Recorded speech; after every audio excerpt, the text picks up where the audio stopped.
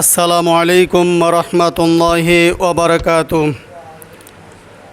আলহামদুলিল্লাহি কাফা ওয়া সালামুন আলা ইবাদিহিল্লাযীনা ইসতাফা। আম্মা বা'দ, আউযু বিল্লাহি মিনাশ শাইতানির রাজীম। বিসমিল্লাহির রহমানির রহিম।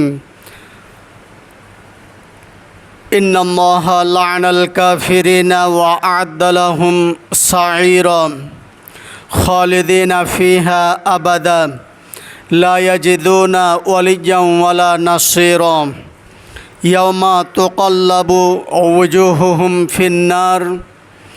ফিন্নারি ইয়াকুলুনা ইয়া লাইতানা আতা'না আল্লাহা ওয়া আতা'না আর-রাসূলা ওয়া ক্বালু রাব্বানা ইন্না আতা'না সাদাতানা ওয়া কুবারা'না ফাআযাল্লুনা আস-সাবিলা। মহান আল্লাহ সুবহানাহু ওয়া তাআলার দরবারে অসংখ্য তারিফ, শুকরিয়া, সুজুদ যে আল্লাহ জাল্লা শানুহু আপনাকে আমাকে দুনিয়ার সব ব্যস্ততা দূর করে আল্লাহর ঘরে দিনী আলোচনা বলার শোনার তৌফিক আল্লাহ পাক দান করেছেন।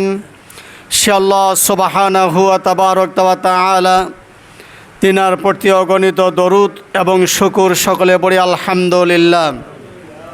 জনাবে নবী মুহাম্মদুর রাসূলুল্লাহ সাল্লাল্লাহু আলাইহি ওয়াসাল্লাম তিনার প্রতি অগণিত দরুদ ও সালাম বর্ষিত হোক। আমরা সকলে পড়ি সাল্লাল্লাহু আলাইহি ওয়াসাল্লাম। ইন্না নিশ্চয়ই আল্লাহ লা'নাল কাফিরিন, লানত করেছেন, অভিশাপ করেছেন যারা কাফের। ওয়া আ'আদ্দা লাহুম, ওয়া মানে এবং আ'আদ্দা লাহুম তাদের জন্য সাঈর নামীয় একটি প্রজ্বলিত আগুন জাহান্নাম তাদের জন্য ব্যবস্থা করে রাখা হয়েছে যারা কাফের।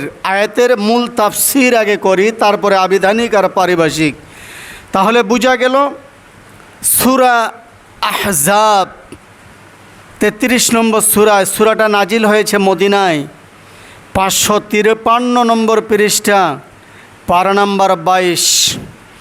এই সূরাটি নাজিল হয়েছে মদিনার মধ্যে। মদিনার মানুষ কিন্তু খুব ঠান্ডা, আর মক্কার মানুষ কিন্তু একটু গরম, রাগান্বিত আমাদের মতো। আমরা যেমন মিনিটে মিনিটে ঝগড়া করি, আবার মিনিটে মিনিটে মদিনার মতন হয়ে যাই। তো মদিনার মানুষ কিন্তু খুব ঠান্ডা মনের মানুষ, আর মক্কার মানুষ একটু ঝাঁসওয়ালা। তো মদিনার মধ্যে আয়াতগুলি নাজিল হয়ে এলো। মদিনার যে কাফেরগুলি ছিল, মদিনার কাফেরের দ্বারাই সারা পৃথিবীর কাফেরদেরকে বোঝানো হয়েছে।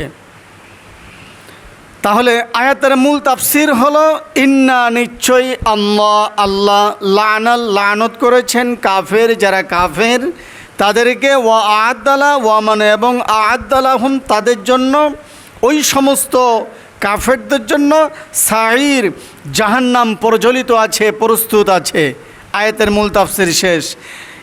এরপরে আসেন খালিদিনা, খালদুন থেকে খালিদিনা, দাখিল হবে তারা, প্রবেশ করবে তারা, উপস্থাপনা ওই জায়গায় থাকবে তারা, বাসস্থান থাকবে তারা, ওই জায়গায় তাদের ঘাঁটি থাকবে, দাখিল হবে, প্রবেশ করবে, স্থায়ীভাবে তারা থাকবে ওই জায়গায়।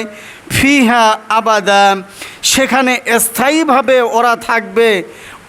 এবং কোনো অভিভাবক, কোনো নেতা, লা ইয়াজিদুনা ওয়ালিয়্যান ওয়ালা নাসীরা, ওরা যে ওই জায়গায় থাকবে, খালিদিনা দাখিল হবে, স্থায়ীভাবে তারা বাসিন্দা হবে।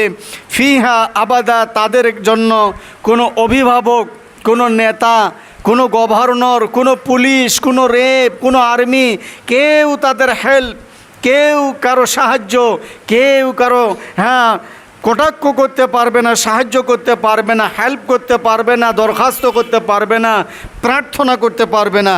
আয়াতের মূল তাফসীর হলো হেল্প করতে পারবে না। ওয়ালিয়্যান ওয়ালা নাসীরা, সেখানে কোনো সাহায্যকারীও পাবে না তারা। তাহলে বোঝা গেল নেতা পাওয়া যাবে না, অভিভাবক পাওয়া যাবে না, সাহায্যকারী পাওয়া যাবে না, দরখাস্ত পাওয়া যাবে না, কেউ সুপারিশ করবে সেই লোকটাও পাওয়া যাবে না। অনেক তাফসীরের মূল তাফসীর হলো খালিদিনা ফিহা আবাদা, তারা সেখানে স্থায়ীভাবে থাকবে। লা ইয়াজিদুনা ওয়ালিয়্যান ওয়ালা নাসীরা, কোনো অভিভাবক এবং কোনো সাহায্যকারী তারা পাবে না। এটা আপনার হলো হলো আয়াতের 2 নম্বর আয়াতের এটা হলো মূল তাফসির, সেটা হলো 63 আর 64 নম্বর আয়াতের তাফসির বললাম।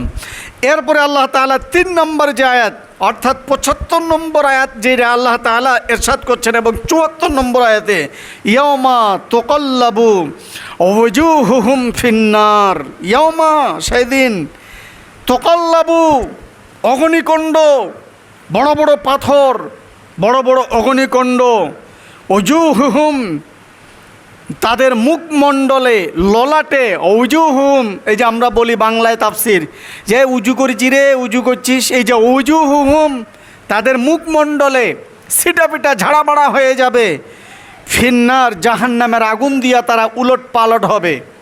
যেমন আরসিসি পিলার দিবেন ঢালাই মেশিনকে আনিয়া বালু আর সিমেন্ট আর পানি আর আঠা দিয়া উলট পালট করানো হয়।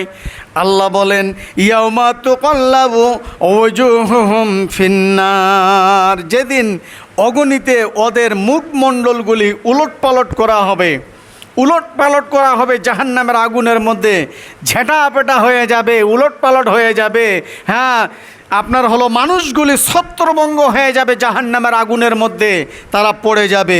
ইয়াকুল, আল্লাহ বলছে, দেখছেন তাফসির জানলে কত মজা লাগে, আপনারা শুনতেছেন কত আনন্দ, আমি বলতেছি কত আনন্দ, মনে হচ্ছে সরাসরি এখনই কোরআনটা নাজিল হচ্ছে। কোন সুবহানাল্লাহ। আল্লাহ বলেন ইয়াকুল, দ্বন্দ্ব করা হবে সেদিন, ওরা বলবে হাই ইয়াকুল ইয়া লাইতানা, হাই আমরা যদি আতআনাল্লাহ মানে এতাত করা, আনুগত্য করা, অনুগতশীল হওয়া, নত হওয়া, সিজদা করা, অনুনয় বিনয় প্রার্থনা করা, এই আয়াতের অনেক তাফসির, মূল তাফসির সেটা হলো ইয়াকুলুনা, তারা বলবে ইয়া লাইতানা আতআনাল্লাহ, হায় আফসোস।